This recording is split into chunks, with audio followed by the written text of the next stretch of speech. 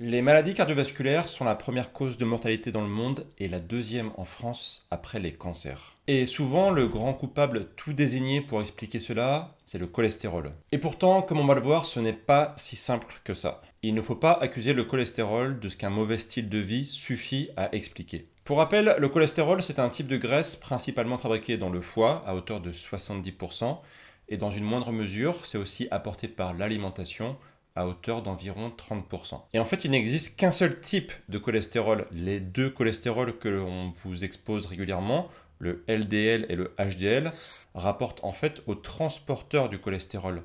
Le LDL, qu'on appelle souvent le mauvais cholestérol, et le HDL, qu'on appelle communément le bon cholestérol. Bon, je ne vais pas expliquer ici en détail pourquoi cette dénomination est fausse. J'ai fait pas mal de vidéos sur le sujet, mais ici, on va simplifier en disant juste cholestérol. Dans cette vidéo, on va donc voir aussi des petites astuces toutes bêtes qui vont permettre à votre corps de retrouver un bon niveau de cholestérol, en particulier le HDL, donc on l'appelle le bon cholestérol. Encore une fois, je n'aime pas cette dénomination, mais ici, pour très simplifier, on va dire voilà, le but ça va être d'augmenter le HDL. Première chose à faire, pratiquer le jeûne intermittent. Comme vous le savez, je suis un fervent défenseur du jeûne intermittent.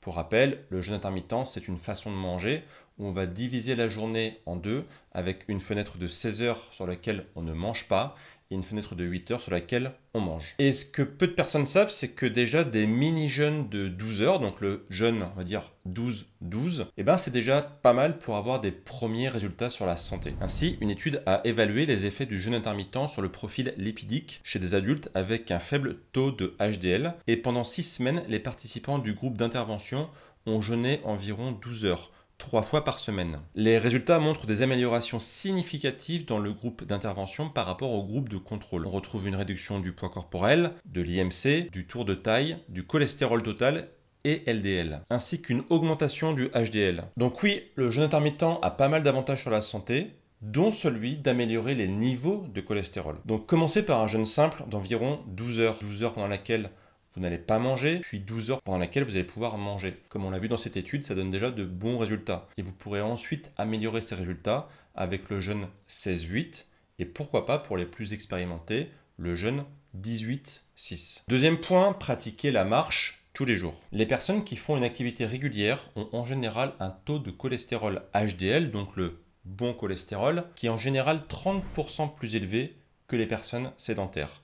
Donc oui, l'activité physique est un très bon booster du bon cholestérol. Et comme je le dis souvent, il n'y a pas besoin de courir un marathon pour déjà améliorer sa santé métabolique. Une simple marche journalière donnera déjà de très bons résultats. Énormément d'études le prouvent et en voici un exemple. 176 participants ont marché rapidement 1 heure par jour, 5 jours par semaine pendant 24 semaines. Les résultats montrent une réduction significative de l'IMC, du tour de taille, du glucose à jeun, de l'hémoglobine glyquée, du cholestérol total, des triglycérides et de la protéine C-réactive. Là où c'est intéressant, c'est qu'on voit qu'au-delà de la baisse du cholestérol, on a aussi une baisse de la molécule C-réactive, qui est une molécule pro-inflammatoire. Or, l'inflammation a tendance à abîmer le cholestérol, en particulier le cholestérol LDL. Ça le transforme en LDL oxydé. Et c'est lui qui est très souvent problématique, qui va venir abîmer nos artères et créer cette fameuse plaque d'athérome. Ainsi, la combinaison de niveaux élevés de LDL,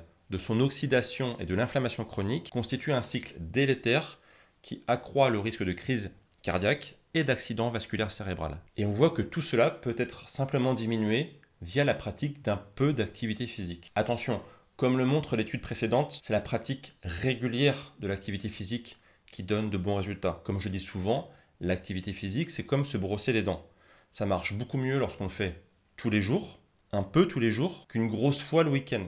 Donc pensez-y, l'activité physique, c'est vraiment tous les jours. Et pas juste le petit footing ou la marche du dimanche. C'est bien, mais c'est pas suffisant, ça donne pas de bons résultats sur le long terme. Troisièmement, consommer plus de graisse. Et oui, vous ne rêvez pas, dans une vidéo sur le cholestérol, je vous invite à consommer plus de graisse, tout simplement parce que toutes les graisses ne se valent pas. Globalement, les graisses mono-insaturées et polyinsaturées sont anti-inflammatoires et vont donc aider à réduire le niveau d'inflammation globale. Et vous le savez si vous suivez mes vidéos, les graisses de type oméga 3 sont particulièrement bénéfiques pour la santé. Les oméga 3 vont vous aider à diminuer les niveaux de triglycérides, abaisser la pression artérielle et prévenir la formation de caillots sanguins. Ainsi, les graisses saines que l'on trouve dans les petits poissons gras, les avocats, les noix et l'huile d'olive vont en réalité aider à réduire votre taux de cholestérol LDL. Comme exemple concret, ajoutez des avocats à vos salades, utilisez de l'huile d'olive pour cuisiner et mangez une poignée de noix comme collation tous les jours. Et même l'huile de coco, qui est composée de graisses saturées, ne va pas être mauvaise pour votre santé. Oui, oui, vous avez bien entendu, les graisses saturées ne sont pas mauvaises pour votre santé, parce que c'est d'abord l'origine des graisses qui va déterminer en grande partie leur qualité. J'ai fait une vidéo complète pour réhabiliter les graisses saturées et pour mieux comprendre aussi le cholestérol. Si vous souhaitez voir cette vidéo, elle apparaît hop, juste à côté de moi. Je vous invite à cliquer pour en savoir plus sur le sujet. Et moi, je vous retrouve très bientôt pour de prochaines vidéos. Et d'ici là, bien sûr, prenez soin de vous. Ciao, ciao!